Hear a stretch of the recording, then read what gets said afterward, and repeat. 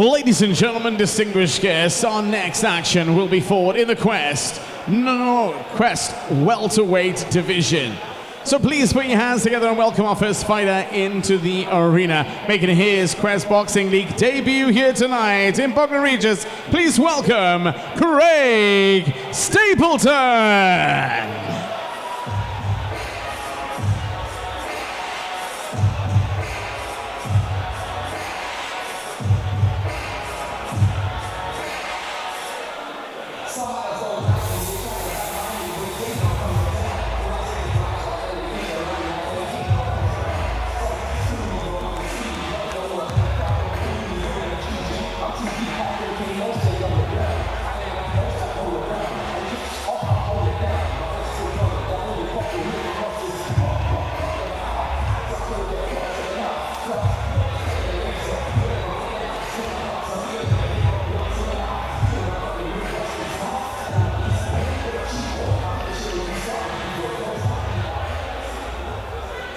And now we welcome his opponent.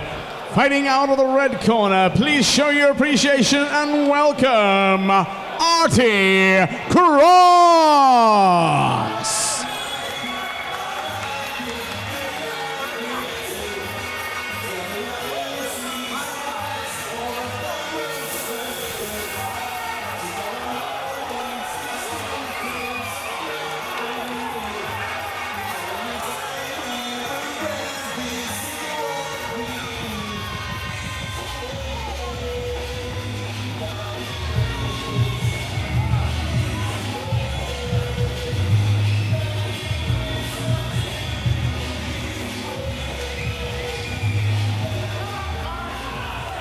Ladies and gentlemen, distinguished guests, our next bout of the evening.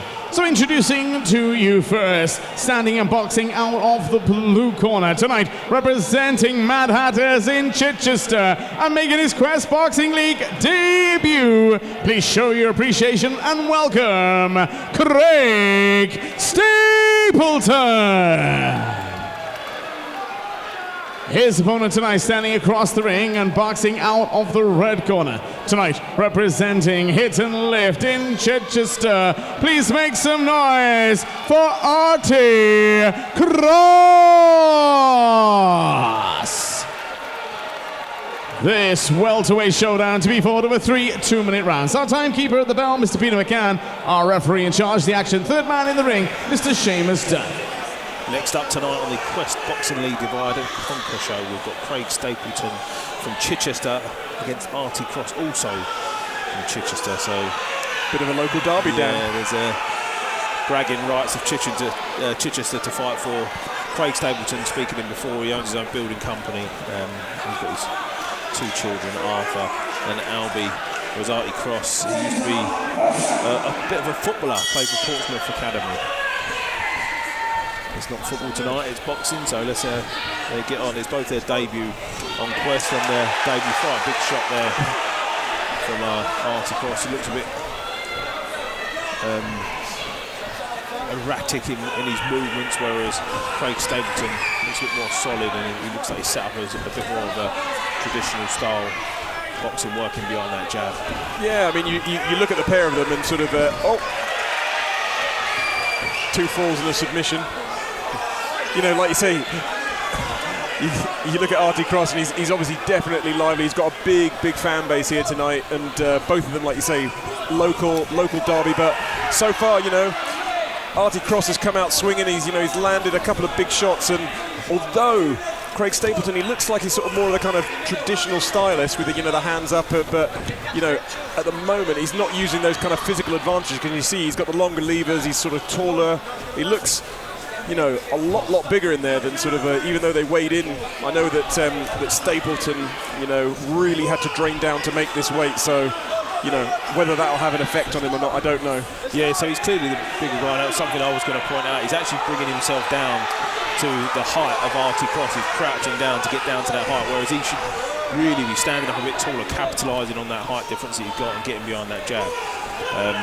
Artie Cross has sort of calmed himself down a little bit now. He looks like the stronger of the two, doesn't he? Even though he's the smaller, he looks like he's the one with a bit more power, a bit more aggression. It's a lovely right uppercut there from Michael, really well timed. That's a really, really difficult shot to get off. He got it off pinpoint. And like I say, he goes for a shot, so you can see Cross. You know, he looks like he carries a bit of power, but he tried the right uppercut again there, and he got caught with a straight as he came in. So yeah, it's just it's a little bit untidy to start with at times, isn't it? This fight, they're both looking for big shots, and Stapleton sort of veered himself away from that, standing behind his jab, which I think he should be doing, working behind that jab, and he's almost gone in to have a bit of a gunfight with Artie Cross, which I think he's going to fall into the hands of Cross.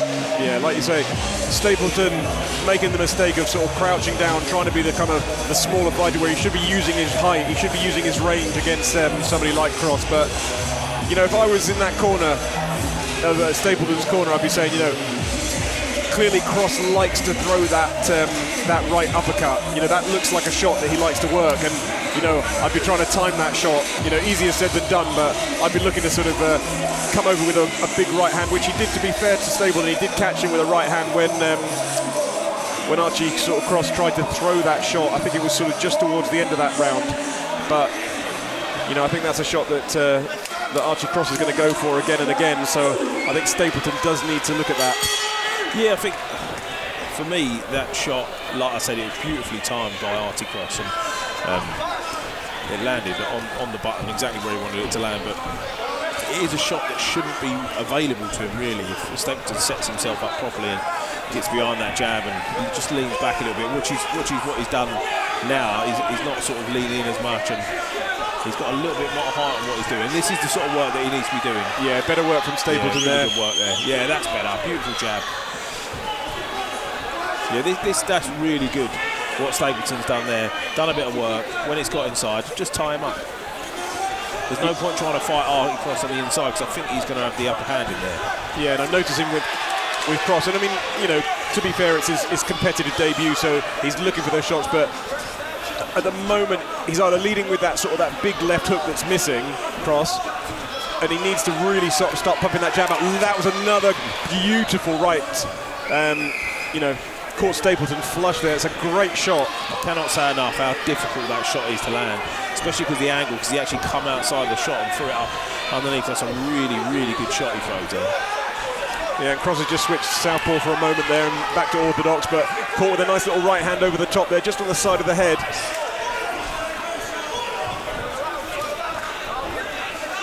You see, Stapleton's now sort of ducking back in again.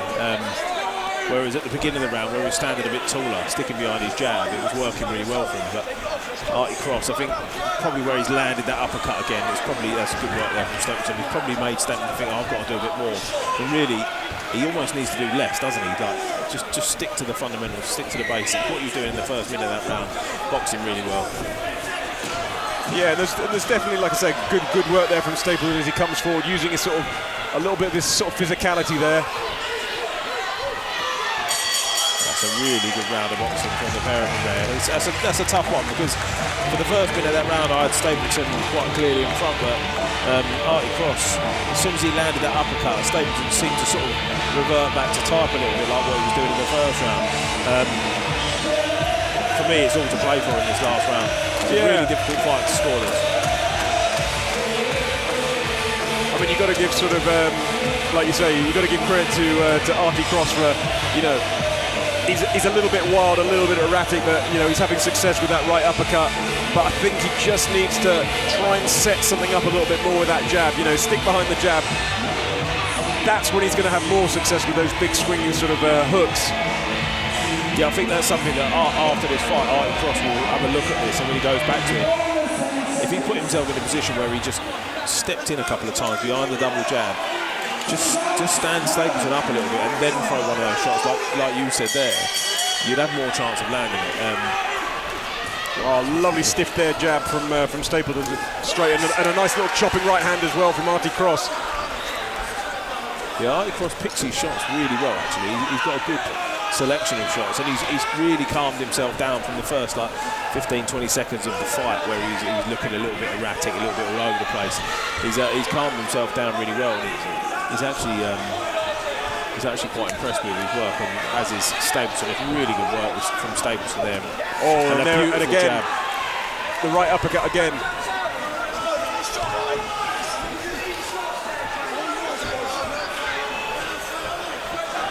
And I mean, to be fair, for both of them who are sort of novices, that was a great little chopping right hand there from Artie Cross. But you know, they're both for novices. The work rate, you know, the way that they've sort of come out is another really, really evenly matched fight, considering. And Stapleton's, for me, is having more success, but you know, this is where the tiredness sets in, the fatigue, and you can see that Cross is not as lively as he was previously. Yeah, Seamus Dunn just having a little word there with Stapleton. Stapleton tried pushing the ref out of the way because he wanted to get back to the action, but yeah, he's new to the game. He don't understand that when the ref steps in, that's it. You've got to stop and do the toe, whether you like it or not. Good work here from Stapleton, putting that pressure back on. Yeah, he's done well there, because you know, Cross was tired. He was looking to hold. He was trying to sort of grab on, and Stapleton didn't let him. And you know, you could see a little bit of the sort of the MMA background that Stapleton's got. He's had one MMA fight and won it, but you know, he looks stronger in the kind of clinch, if you want to call it, and you know, physically looks stronger. But you know, Cross is still swinging those shots in. But for me, for this round, I think Stapleton's done enough in this round, so it's going to be really interesting to see on the scorecards. Yeah, this is. I'm glad I'm not a judge tonight, Alan, because I really don't know which way to swing that one. That was a really good, evenly matched fight. Great for the spectator.